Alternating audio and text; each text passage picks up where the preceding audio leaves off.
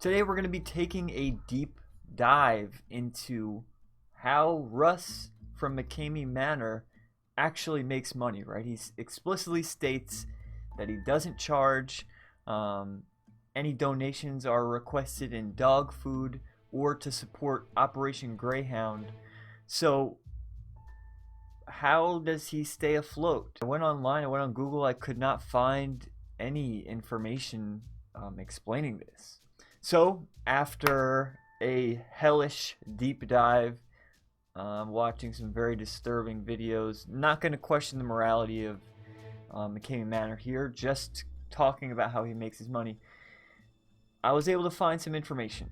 I actually found some conflicting information to what he actually states. We're also going to be going into a little bit on the rumors that Russ live streams these performances on the dark web or on Tor or on any kind of red room as they're called, which who knows if they're even real, but we're going to get into all that. If you've been living under a rock and don't know, Russ McKamey has a survival horror performance. Very extreme one at that. It's been under a lot of scrutiny lately for just how extreme it is. I'll play a quick clip now so that you can get an idea. Get him up. Have I told you numerous times that you don't want to take this tour? I'm done with the... You're not going to let me go. No. Why are you doing this? That's my question. Why would you do this after everything is happening? Why would you sign this? Basically, though, they're taken through a 10-hour experience, and if a participant can get through the 10 hours, they win $20,000. No one has ever won. Russ explicitly states that no one will ever win. So that does bring to question, does that $20,000 even exist? You know, I wasn't able to find obviously any information on that, but knowing that that's what people stand to make, you would assume that he's able to monetize this somehow, that he's somehow able to back this up. Let's briefly go over Russ McKamey's expenses with McKamey Manor.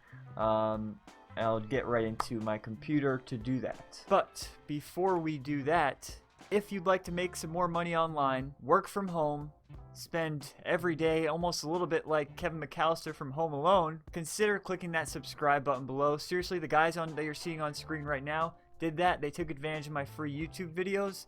Chet, James, Chet, And Chet. And made video testimonials about how they were able to quit their jobs and now are working from home. Right, so let's now get into McKamey Manor's expenses really quick before we go into how they're actually generating revenue now. I was very conservative with these numbers. Let's first look at the rent for each location. So they have Nashville, Tennessee, and Huntsville, Alabama. They say that these locations, and by just looking at videos from Huntsville, but Russ and a few online articles say that these locations are pretty big, but we're going to assume we're going to stay conservative, and we're going to assume $1,000 per month per location. Now, more than likely, it's much more than that, but let's stay conservative here. So 2,000 employees. Now, this was something that I bet prior to Russ's financial troubles, which I've read up on a little bit, prior to that and prior to a lot of the backlash, there were a lot more employees, it seemed like.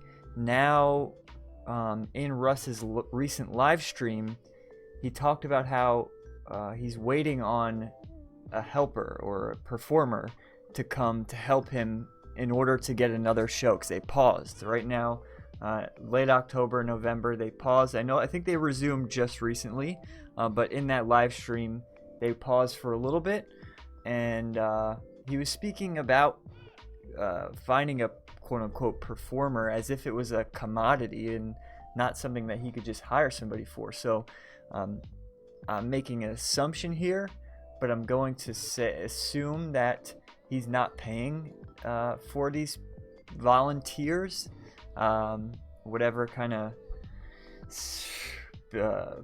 motivation they have for doing this is beyond me.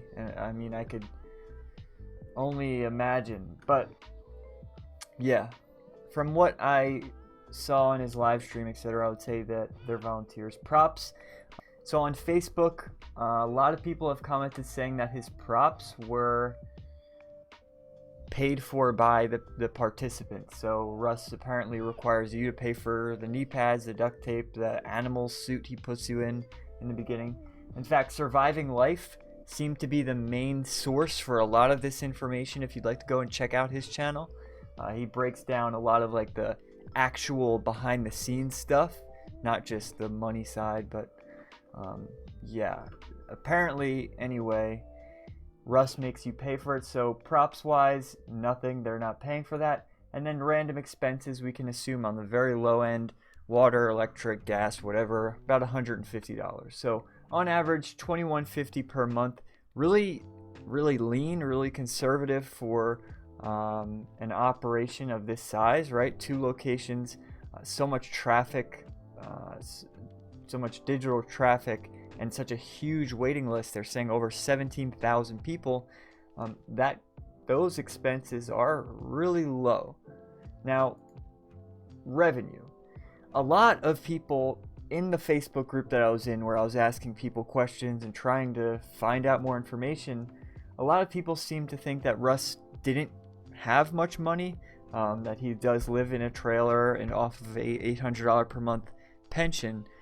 But after a lot of digging, it seemed that Redbubble really does well. So this is all their merch, right? Redbubble is just a website where you can sign up, upload your designs, and they will fulfill and print all of this stuff. It's called print on demand. They will do all this for you, right? I actually have a video where I do some of this stuff on the side for anybody who's not coming directly from my subscribers. I have a print on demand store, do a few videos on them. You don't need to pay for anything up front, so it's appealing, right? You don't need to spend any money to set up your own t-shirt shop or whatever. But I was looking to try to see, you know, how much do they make off of something like this, and this did actually seem like their main source of revenue. So on average, the percentage of people who purchase an item and leave a review is between 2 and 4%. So if we go here, let me show you something. Read all 150 reviews. So at 150 reviews, that would be around 7,500 total units sold. Let's estimate, right, an average order value of $25. And on top of that, Redbubble, you're not going to make that full $25, right? Because it's their product, they're fulfilling, etc. So we'll estimate a 20% margin, which is pretty standard for Redbubble vendors. At those figures, on average, that's about $37,000 in profit. Doesn't look like they're doing any kind of paid advertising. All this is organic. And the oldest review is only 2018. I mean, that's not great. That's not something I would be proud of with my own print-on-demand shop. But coming from the perspective where a lot of people say he doesn't make any money, that's not terrible, right? So we'll write that down, 37K. Donations. This is a difficult one. He does say that he requests donations in the form of dog food to support his Operation Greyhound, which I don't think is still in commission. But that was basically a charity that takes dog food donations to support greyhounds that were once abused and used in racing and whatnot. But yeah, he requests donations in dog food. In the Facebook group, a few people have also stated that he has required even people to donate financially in order to join or in order to participate. With a list of 17,000 people, I can almost guarantee that there's going to be a percentage of those people that are desperate enough to say, in their application, in them filling out their form, that they're willing to donate X amount of money to get in. And I would be willing to bet that they cherry pick these kind of people. So this number is almost impossible for us to come up with, but I think we should just note that there likely is some money flowing from this documentary. So from this Netflix appearance, and then on a episode of Dark Tourist, if he's making anything from this and isn't just benefiting from the promotion and the spillover affecting his e-commerce sales, or his merch sales, but if he's getting directly paid tip, more than likely he probably, at the very, very high end, he made about $10,000 from that. I would say again on the high end, because he's mainly benefiting from the promotion. GoFundMe. This is something I couldn't also find any information on, but this isn't really doesn't really speak to what he's making as much as it could give you an idea of what he started with, to help you understand how much churn or how much money he's actually spending versus how much he is currently holding in his bank account.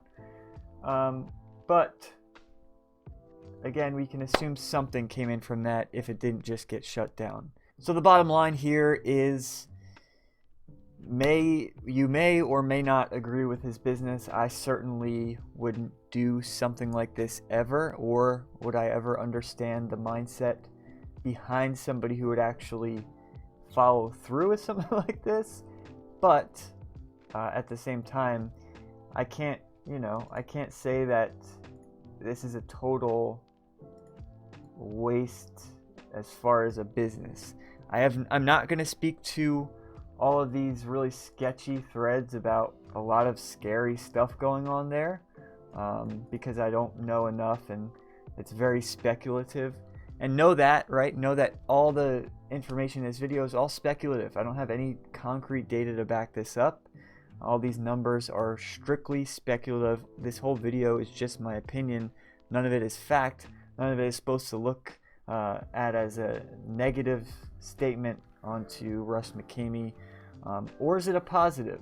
I'm simply trying to look at what he's standing to earn off of a business like this, so we can really understand where his mind is at. Again, I'm not going to speak to the questionable nature of this whole thing. You can tell where my stance is, but yes. Drop a comment below if you have experience with McKamey Manor, or if you know somebody who has. Let me know, share it with them so I can make a follow-up to this. I'd like to really dive deeper into this and show the perspective of people who have participated to really get to the bottom of that $20,000 prize.